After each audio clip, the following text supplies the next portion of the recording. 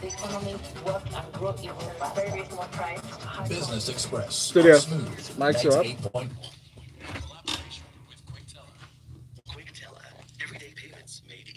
Hi Lagos, what's going on? Today is Wednesday, the 15th of August 2018. It's time for us to talk business, talk shop with Rotus. Valentine, it's good to see you, man. Good to see you, man. How was your vacation? It was very good. You're looking fresh. Thank but you. After a few weeks. Right. Lagos. Let's keep the conversation going as we welcome Wede into the studio. Welcome. Wede, thanks for joining us. Good morning. Wede of Afrin Invest. Wede, good morning to you again. Welcome. Nice. So Lagos, join the conversation. Send a message to WhatsApp. Our WhatsApp number is 0809-444-0981. That's 0809-444-0981. On Twitter, we're at Smooth981. If you use that hashtag 981. All right, Valentine, I thought your return would maybe prop up the stock market, but it didn't happen. No, just give it time. Exactly. We'll try and give it time. Yeah. We'll give it time and see what happens today. But Lagos, a few months maybe, No. right? All right, so Lagos market still down yesterday. I think yesterday was the 7th day of losses on the exchange. 0.31% in the red zone. 35,288 points is where we closed. So far this year, the market is down by 7.4%. 33 losers on the exchange, only 13 gainers yesterday. Mutual Benefit Assurance was the top gainer, up by 10%. They closed at 33 kobo. Top loser ABC Transport, they were down by 10%, closed at 36 kobo. So what I've been asking all my guests that have been coming on the show, does anybody have any picks? Anybody have any insight to the bearish market? What are you guys at Afrin Invest? What are you seeing? Any? Okay, even looking beyond the stock picks, Yeah. I mean, you have to have an objective investing in the stock market. So the first advice is speculative positions, please stay away from them. They tend to be really unpredictable, especially in bearish markets. Okay. Long-term positions, medium to long-term positions in stocks that have strong fundamentals is what we would advise. Okay.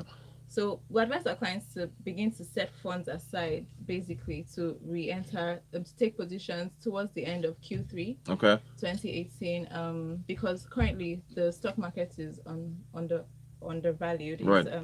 Price to earnings ratio is currently around 10.3 times, as against like 16 times in 2016. Okay. So yeah, basically strong fundamental stocks in consumer goods space. You can see Unilever and Nestle. Unilever released their results. Their profit after tax was about 65% higher. Okay. And we've seen that most strong stocks have been resilient, you know, in terms of their earnings. They've still turned in positive results. Okay. Tier 1 banks, Zenith, GT. GT is currently trading around, it's currently below 40 naira. When it got to 36 naira, we saw investors, you know, bargain hunters take position again in GT. You know, we're not saying that the stock market won't still continue, I mean, To drop, bearish. right, I mean, exactly. there'll still be, you know, sell positions a lot, but we still expect a rebound, you know. Okay, and I saw that GT dropped again yesterday. I think like 1.4, 1.5%. All right, so Unilever, Tier 1 banks like Zenith, GT, those are some of the stocks that you guys like. All right, good stuff. Again, guys out there, you know, we put out stock picks on the show, but do remember, do your due diligence. Reach out to a brokerage service like Afrin Invest before you make those buys. And while you're at it, join our YouTube stream because we're streaming live. So Yes. you can see the wonderful faces in the studio. Yes. It's youtube.com/smooth981FM Lagos. Thank you.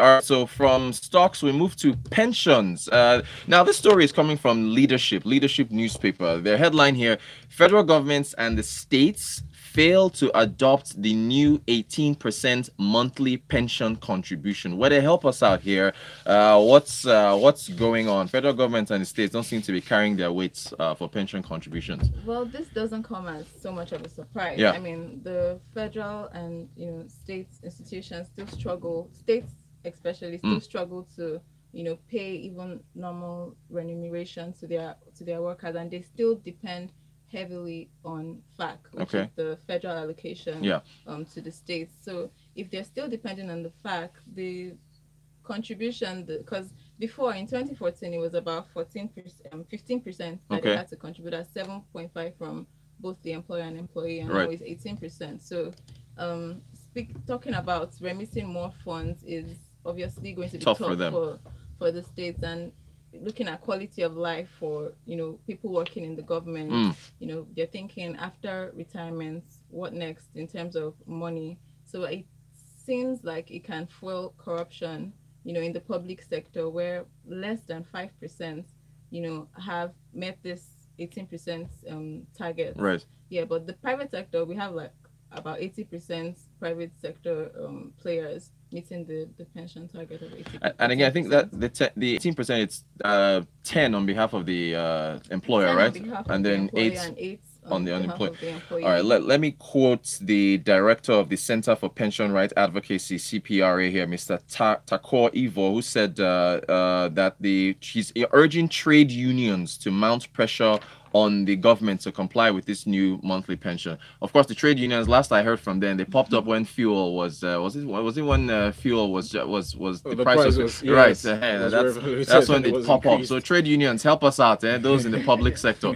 Also, let's link this to yesterday. I mean, yesterday with the horsemen, we're talking about the Minister of Labor who made the announcement. Well, the announcement of the announcement that they will soon announce a minimum wage increase, right? Where they are talking about. Anyway, your thoughts? They're talking about minimum wage increase. Meanwhile, like I said earlier, it's still difficult for the states to meet up the already set salary structure. Right. So increasing minimum wage would even, add further more pressure on add more pressure. Nigeria, which way Nigeria? Which way? Are you guys having a tongue-in-cheek moment? Look, I know that have a little faith. I don't know how this is going to work, faith. but yeah, thanks to leadership for popping up this story. In fact, it came out the same day that the Minister of Labor made the announcement for minimum wage. So just to remind the... Let's take a message from Benga Kamu here on WhatsApp. It says, by the way, that number still is 0809 444 0981. Benga says, it's in the news that the tax authorities closed down some companies in Lagos over default in payments of tax. Why shouldn't they pay? I just wonder. It was reported that Oge, a Greek minister, appeals to banks to lower interest rates for farmers as incentives for more people to come into farming. Should be a lone voice, or is it not supposed to be a policy of government to bring rates down and stimulate the economy? Exactly. Benga and I was on the same page. Single rates for everybody, not just folks in the agri sector. Everyone. All right, Benga, thank you so much for your messages. Benga, a frequent listener there. Okay, still, we've moved from the stock market to pensions to fixed income. There is a primary market auction tomorrow. The central bank is going to be auctioning, I think, about 3.8 billion naira in 91-day T-bills, about another 30 billion in 182. I don't think there's one for 364. There's a 20 billion actually for 364. Okay, for 364, yes. 20. Okay, thank you for that correction. So another 20 billion as well for 364. So now, what I know that they've increased the participation rates or the amounts for the primary market for T-bills. Yeah, it's a whopping 50 million there. Yeah, I don't like even saying that with a straight face. It's hard to even tell people that are listening to this show that the minimum you need is 50 million. But the good thing is that if you're going through a stockbroking firm like Afrin Invest, for example, you can bid as low as 1 million. Okay. And you pull funds together and you're able to still enjoy the interest rates in the primary market. Okay. So like the primary market is basically treasury bills can be bought through primary and secondary. Right. Market, So right. So the primary market, we've already talked about the minimum. So the bid process now is an auction, right? So you put in your money, you say you want, let's say 11.2% for the 364 day, of course, after consulting a financial advisor. Right. You say you want to do 11.2%. So if the CBN stops the rates at 11.3%, the bids from 11.3 below go through. Okay. But if you bid at 11.34 or higher than what the stop rate, then you miss out. Then you miss out. Right. You miss out of the auction. And unlike the FGN, by the way, there's also an FGN bond auction. Okay. It was supposed to be next week, but because of the holidays, the Eid I get these holidays mixed up. So they pushed it forward. One of the Islamic holidays, right? Yeah. Right. So Okay. There's also a bond auction this week as well. So unlike the bond auction is one rate that clears the treasury bills primary market auction. And what we expect for this auction though is that there will be a lot of demand on 364 day on the 364 day bill because of course the rates are more attractive and then the effective yield is about 12.75. Okay. Yeah, around that. So we advise investors to kind of be conservative in the rates they put for, especially for the 364 days. And of course, when folks want to bid for these rates, they can actually defer to you and say, "Hey, Afrin Invest, why don't you bid for the rate for me?" Yeah. So they just say, use your advised advise stopping. Right, Yeah. based on what on previous rates. Okay, good Yeah. stuff. We have messages though. All right, messages. Yes. Yinka says, and there goes my problem with this government. Aside from the certificate issue, I expect Auntie Kemi to have advised government on this. They have issues with meeting their pension contribution obligation, and they're talking about minimum wage increase. Is that not an increase in the pension obligations? What part of increased wages is not a solution to our problems? Even if they pay 100K a month, that still does not guarantee a higher buying power. As from Yinka, on YouTube, that's Smooth 981 FM Lagos, Chidi Eze says, which bank stock has the highest price and PE ratio? Ooh, I think it's GTB. Yeah, it should be GT. I think GT has the highest PE ratio. Adewale Obajimi says, trade unions only fight MTN.